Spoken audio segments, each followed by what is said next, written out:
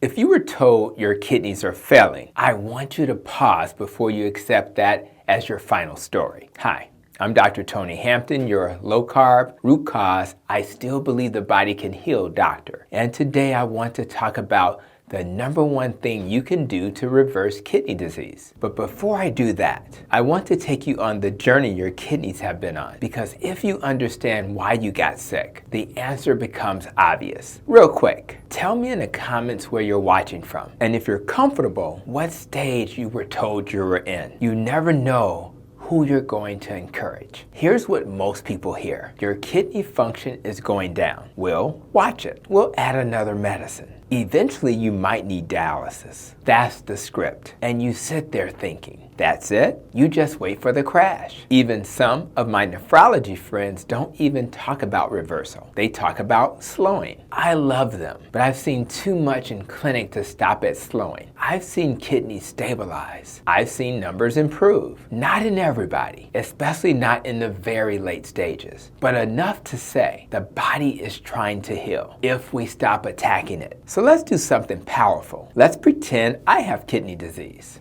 And I could go back in time and talk to myself before I ever developed this kidney disease. What would I tell myself so I never get it? First thing, don't let your blood sugar ride high year after year. Diabetes is still the number one reason kidneys fail. Not because the kidney is weak, but because it's being bathed in sugar and insulin all day. Second, keep your blood pressure in a healthy range. Kidneys hate pressure. Imagine watering your garden with a fire hydrant. It'll work for a while, then things start breaking. Third, stop inflaming your body with ultra-processed foods, sugary drinks, and seed oil-laden fast foods. Every time you spike insulin, blood pressure, and inflammation, you make those tiny kidney filters work harder than they were designed to. Fourth, don't make NSAIDs your daily vitamin and don't smoke. Your kidneys are filters, not punching bags. Fifth, sleep and stress. Nobody thinks of sleep as kidney medicine, but chronic stress hormones raise blood pressure and blood sugar. That's two direct hits to the kidney. And if I did just those things, keep glucose low, keep pressure low, avoid toxins, eat real food, manage stress, there's a good chance I'll never be sitting in a nephrologist's office. So the first message of this video is hope. Kidney disease is often provoked, not random. If it's provoked, we can remove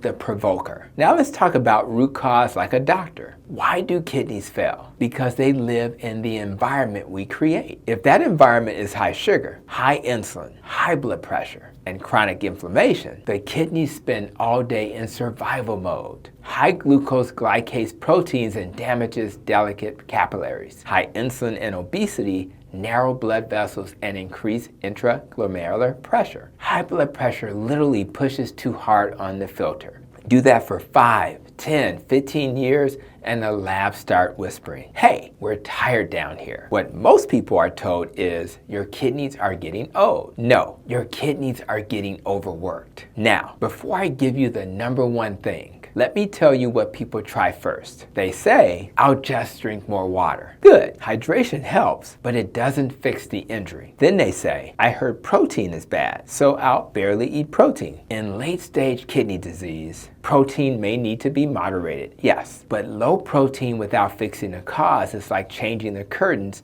in a burning house. Then they buy every kidney detox on the internet. I'm not mad at herbs, but if you're still eating sugar, drinking soda, and your blood pressure is 160/95, that tea is not your main problem. Most people dance around the fire but never put out the fire. So here it is. The number one thing you can do to reverse, or at least meaningfully improve kidney disease, is to stop the metabolic attack on the kidney. That's it. Stop the daily injury. For most people, that means reverse insulin resistance, normalize blood sugar, and bring blood pressure into a safe range. That is the highest return on investment move. That is the lever. If diabetes or prediabetes cause your kidney damage, it is the most powerful kidney treatment you will ever do. Not the sexiest, not the newest, but the most powerful. How do we do that? We eat in a way that lowers insulin and lowers glucose. Low carb, keto, or even a well-formulated carnivore diet